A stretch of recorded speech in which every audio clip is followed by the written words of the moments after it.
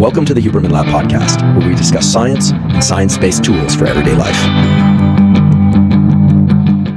I'm Andrew Huberman, and I'm a professor of neurobiology and ophthalmology at Stanford School of Medicine. I'm also wearing my Roca red lens glasses, which block both blue light and green light, both of which are so-called short wavelength light. That's because we are recording this AMA at night, and the lights in here are very bright, and bright lights at night will quash your melatonin, which is the hormone of sleepiness. Bright lights at night also increase cortisol levels, and by blocking those short wavelengths of light, you offset the reductions in melatonin and the increases in cortisol that would otherwise occur. And I always make the general recommendation that whether or not you decide to wear blue-green blockers or blue blockers or simply no blockers, that you dim your lights at night. It will greatly facilitate your transition to sleep and the quality of your sleep. So this AMA is part of our premium subscriber channel. Our premium subscriber channel was started in order to provide support for the standard Huberman Lab podcast, which of course comes out every Monday. Those are full-length episodes. We also now have Huberman Lab Essentials episodes, which are 30-minute essentials-only episodes, so just the actionable protocols and the key mechanisms behind those protocols. Those come out every Thursday. Both the full-length episodes and essentials episodes are available at zero cost to everybody on all standard platforms. So YouTube, Apple, Spotify. We now have the full-length episodes on X as well. We started the premium channel as a way to generate support for exciting research being done at Stanford School of Medicine, on the main campus at Stanford, and elsewhere. The research that we fund is largely applied research. We do fund some basic research, but it's largely applied research, meaning it's research that's geared toward developing novel therapeutics for mental health, physical health, and performance in humans as soon as possible. We've already done several rounds of research funding, and I'm excited to tell you about the results of those studies as they become available. I'm also pleased to inform you that for every dollar that the Huberman Lab Premium channel generates for research studies, there are now 3 matching donors that match that amount. The Tiny Foundation, along with 2 other generous anonymous donors, have agreed to do a dollar-for-dollar match. So technically, given the number of dollar-for-dollar matches, it's now a dollar-for-dollar-for-dollar-for-dollar match. That is, for every dollar provided by the Premium channel for research, we have $3 provided to the Premium channel's research fund. And then we distribute that to various investigators, as I mentioned, at Stanford and other universities throughout the United States. This is a 4x amplification of the total amount of funding given to studies of mental health, physical health, and performance.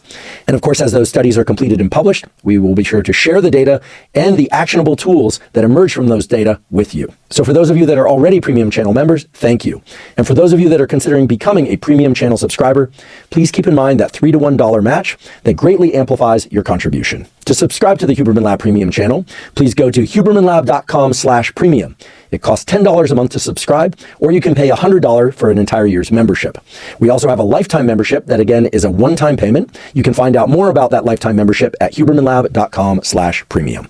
For those of you that are already Premium channel members, please go to hubermanlab.com/premium to download the Premium member feed in order to access the entire episode today. And for those of you who are not Premium members, you can still hear the first 20 minutes of today's episode and determine whether or not becoming a Premium member is right for you. And now, without further ado, I will answer your questions. The first question for today's AMA is, quote, is there a distinct health advantage to using bone broth or collagen protein versus whey protein? I get this question pretty often, and I touched on this in the episode that I did with Dr. Lane Norton, but I think the key thing to remember here is that while protein is one of the 3 macronutrients, right? Proteins, carbohydrates, and fats, not all proteins are created equal.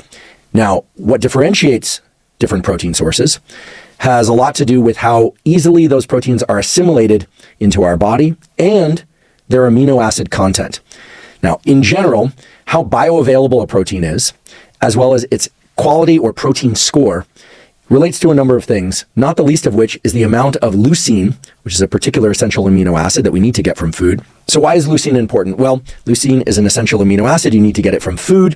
And some protein sources, such as whey protein, for instance, but also beef, chicken, eggs, etc., have high levels of leucine as compared to other types of protein. For instance, collagen protein, and some, not all, bone broths, and I'll explain what I mean by that in a moment. So if we just step back from this question and ask it in 2 parts. Remember, the question was, is there a distinct health advantage to using bone broth or collagen protein versus whey protein? One can be very confident in the answer to that, which is whey protein contains relatively high amounts of the amino acid leucine, and therefore is going to be the superior form of protein if your goal is to grow muscle and or get stronger, to repair muscle, either muscle damage caused by exercise, or simply to engage protein synthesis.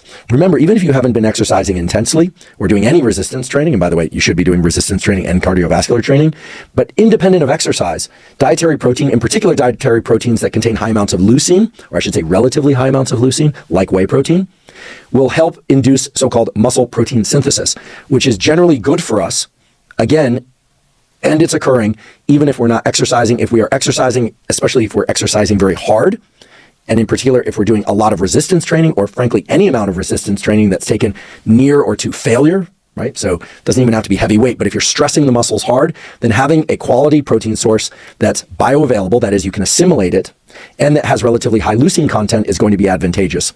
So through that lens, I can confidently answer the question by saying that a quality whey protein would be a better choice for a protein as compared to bone broth or a collagen protein, which have relatively low amounts of leucine.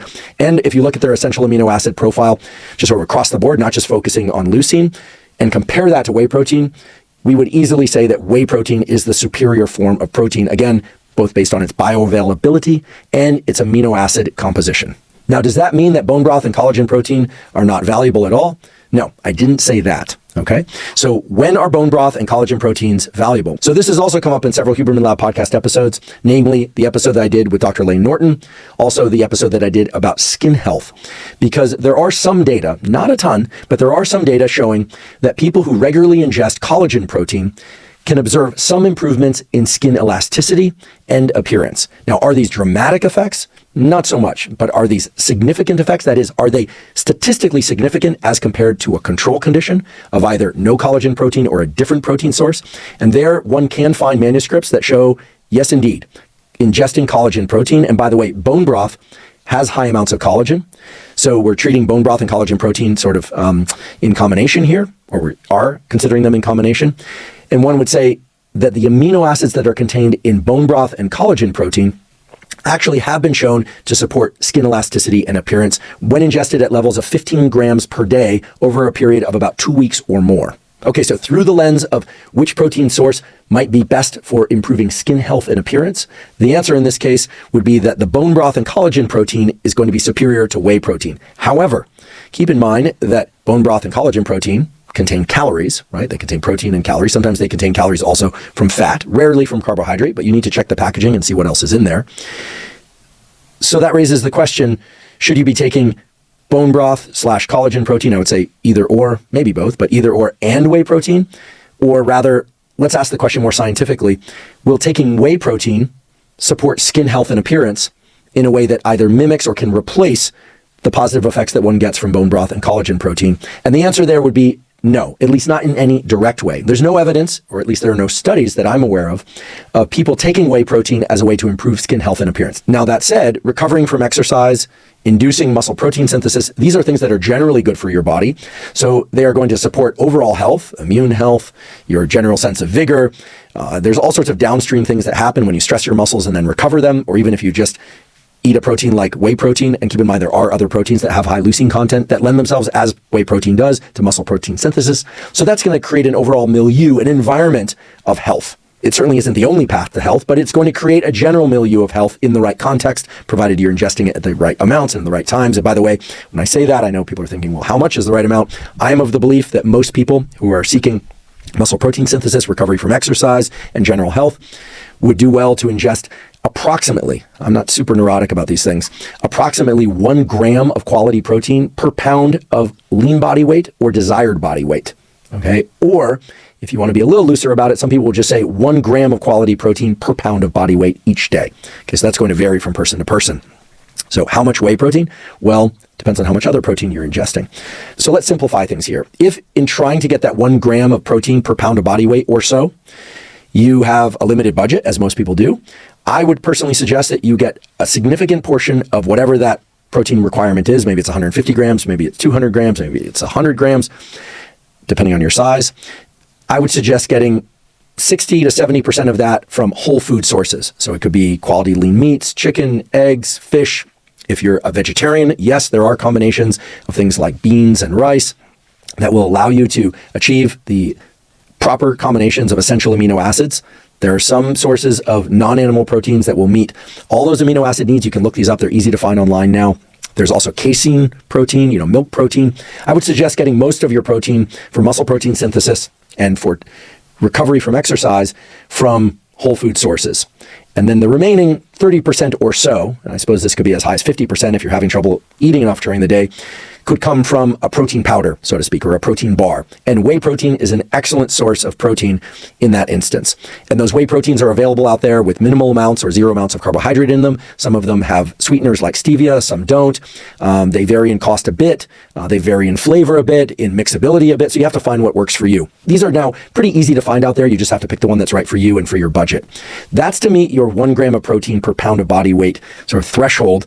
And again, you don't have to be super neurotic about reaching that threshold every single day. I'm about 100 kilograms or about 220 pounds. I'm probably a little bit lighter now, maybe 210 pounds.